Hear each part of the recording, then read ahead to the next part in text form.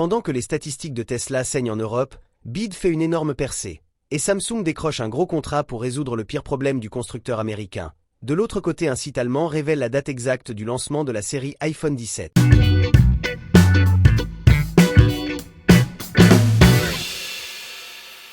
Une fuite d'informations sur le nouvel iPhone 17R révèle de très mauvaises nouvelles. Suite aux dernières fuites concernant l'iPhone 17R, il y a franchement matière à s'interroger sur la direction stratégique d'Apple. On parle d'un appareil qui se veut à la pointe côté finesse puisqu'il fait 5,5 mm d'épaisseur. Mais cette prouesse d'ingénierie semble avoir été obtenue au détriment d'un élément clé, l'autonomie. L'iPhone 17R pourrait souffrir d'un fort problème d'endurance. Impossible avec son format minimaliste d'y loger une batterie digne de son rang, capable de s'aligner avec le minimum actuel en termes d'autonomie. On parle de 3000 mAh. C'est nettement en dessous des standards actuels, notamment sur le segment premium où la concurrence ne fait aucun cadeau. De tout point de vue, ce choix est clairement risqué. Les utilisateurs de smartphones, surtout à ce niveau de prix, attendent un équilibre optimal entre design, performance et endurance. Or ici, l'équation semble très déséquilibrée. Certes, le positionnement R pourrait séduire certains adeptes de la légèreté et du minimalisme, mais à quel prix? Il se murmure bien que personne n'a envie de trimballer une batterie externe au quotidien pour compenser les faiblesses d'un flagship. Face à cette limite, la riposte d'Apple est technologique. Le mode Adaptive Power embarqué dans iOS 26. L'idée serait d'optimiser à la volée la gestion de l'énergie en modulant la luminosité ou en restreignant certaines tâches en arrière-plan. Sur le papier, c'est habile et ça montre la volonté d'Apple d'innover côté software pour compenser un hardware limité. Mais soyons honnêtes, l'expérience utilisateur risque de s'en ressentir, et la valeur perçue pourrait en prendre un coup. Côté caractéristiques, l'iPhone 17R conserve malgré tout des atouts. Cadre titane pour la robustesse et la légèreté, nouveau capteur photo 48 MP placé dans une barre redessinée, et des spécifications qui font saliver sur le papier. On parle de puce à 19, 12 Go de RAM, modem C1 maison, etc. On sent qu'Apple cherche à positionner ce modèle comme un ovni high-tech, ultra design, très performant, mais la question de la batterie vient tout remettre en question. Le pari d'Apple avec l'iPhone 17R est audacieux, mais comporte de vraies zones de risque. L'innovation design ne doit pas se faire au détriment de l'expérience utilisateur, surtout dans un contexte où la fidélité à la marque se construit sur la satisfaction au quotidien. Si Apple ne parvient pas à convaincre sur l'autonomie, ce modèle pourrait bien rester un coup marketing plus qu'un véritable best-seller. Les prochains jours diront si la stratégie paie, ou si la marque devra revoir sa copie pour répondre aux attentes, de plus en plus exigeantes, de sa clientèle premium. Samsung va résoudre le pire problème de Tesla. Il y a à peine quelques jours, Elon Musk annonçait un accord gigantesque et historique entre Tesla et Samsung. Concrètement, il s'agit d'un accord d'une valeur de 15 200 000 € par lequel Samsung s'engageait à développer des puces en exclusivité pour Tesla afin que l'entreprise américaine puisse les utiliser dans ses voitures électriques, résolvant ainsi son pire problème, mais aussi dans ses programmes de conduite autonome ou de robotaxi.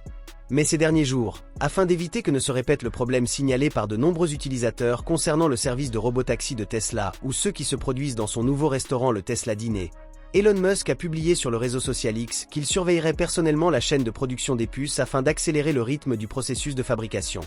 Dans ce même post, Elon Musk indiquait que Samsung a accepté de permettre à Tesla d'aider à maximiser l'efficacité de la fabrication des puces, et ajoutait même sur le ton de la plaisanterie que « l'usine est idéalement située non loin de chez moi », renforçant ainsi son engagement personnel dans ses puces et affirmant qu'il suivra de près le processus de fabrication. Les nouvelles puces que Samsung fabriquera pour Tesla, appelées AI6, seront produites par le géant sud-coréen dans une nouvelle usine située à Taylor, au Texas, qui entrera en service en 2026. Elle devrait permettre d'éviter que ne se reproduise le pire problème de Tesla, qui touche jusqu'à 4 millions de véhicules. Alors que BYD accélère, Teslaville était le plus chaud pour une entreprise américaine sur le vieux continent. Les ventes européennes de la marque américaine continuent de montrer des signes de ralentissement. Le mois de juillet a marqué un nouveau coup d'arrêt pour l'entreprise américaine, qui a enregistré une baisse drastique des immatriculations au Royaume-Uni et en Allemagne, ses deux principaux marchés dans la région, confirmant ainsi une tendance à la baisse et un contexte de plus en plus concurrentiel pour l'industrie des véhicules électriques. Au Royaume-Uni, selon les données de la SMMT, Society of Motor Manufacturers and Traders, les livraisons de nouvelles Tesla ont chuté de 59,9% par rapport au même mois en 2024, passant de 2462 à seulement 987 unités. Une tendance similaire a été observée en Allemagne, où la KBA, Agence fédérale pour la circulation routière, a signalé une baisse de 55,1% par rapport à juillet de l'année dernière, avec seulement 1110 unités livrées. Le bilan depuis le début de l'année 2025 est encore plus alarmant. En Allemagne, Tesla n'a vendu que 10 000 véhicules au cours des 7 premiers mois, soit une chute de 57,8% sur une base annuelle. Pour aggraver la situation, les données de l'Association européenne des constructeurs indiquent que Tesla a perdu des parts de marché pour le 6e mois consécutif en juin. Pendant ce temps, BYD, le géant chinois des véhicules électriques, gagne rapidement du terrain. En juillet, il a vendu 3184 unités au Royaume-Uni, soit une augmentation de plus de 4 fois par rapport au même mois en 2024. En Allemagne, la croissance a été encore plus spectaculaire, plus de 390% sur une base annuelle. Dès avril, BYD avait dépassé Tesla en termes de ventes sur le continent, se hissant à la 10e place, contre la 11e pour son rival américain. Ces chiffres montrent comment les marques chinoises, grâce à des prix compétitifs, des modèles accessibles et des stratégies agressives, sont en train de redéfinir les règles du marché européen des véhicules électriques. Tesla, quant à elle, fait face à des vents contraires sur plusieurs fronts. Outre l'augmentation des droits de douane et la fin des incitations fédérales américaines, la marque souffre d'une érosion croissante de sa réputation, favorisée par la communication clivante d'Elon Musk, de plus en plus polarisante en Europe. Les actions de Tesla ont chuté de 18% depuis le début de l'année, et sa domination dans le segment haut de gamme des véhicules électriques semble de plus en plus menacée. Avec BYD et d'autres concurrents en forte progression, Tesla devra probablement revoir ses politiques de prix, son offre de produits et son positionnement stratégique pour rester compétitive.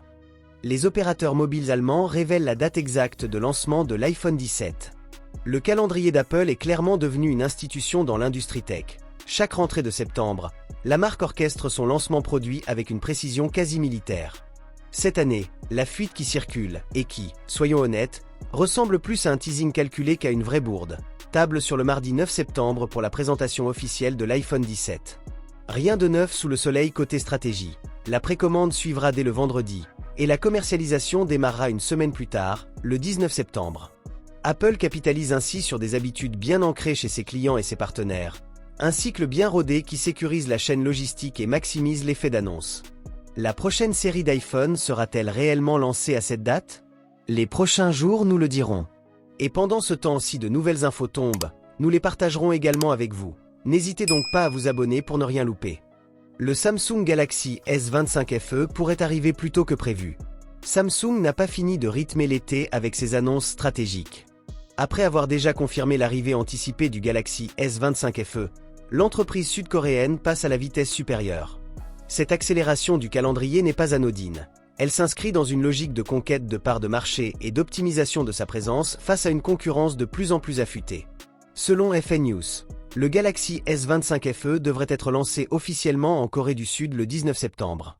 Mais ce qui retient particulièrement l'attention, c'est la possibilité d'un lancement mondial simultané, voire légèrement avancé. Samsung semble vouloir harmoniser sa stratégie de déploiement à l'échelle globale, probablement afin de maximiser l'impact médiatique et commercial de son nouveau modèle. Cette approche n'a rien d'anecdotique puisque l'an dernier le Galaxy S24 FE a été présenté mondialement en septembre, mais n'est arrivé en Corée du Sud qu'en novembre. Samsung n'hésite donc plus à bousculer ses propres habitudes pour s'adapter aux dynamiques des différents marchés, anticipant même parfois les attentes hors de son territoire national. Sur le plan tarifaire, Samsung place la barre sous le million de wons, soit environ 619 €. Il faut toutefois garder à l'esprit que le prix final, notamment en Europe, et plus précisément en France, par exemple, a tendance à être légèrement supérieur en raison des taxes, frais d'importation et autres ajustements locaux. Cette stratégie de prix agressif vise clairement à rendre la gamme F plus attractive face à la montée en puissance des marques chinoises positionnées sur le segment premium accessible.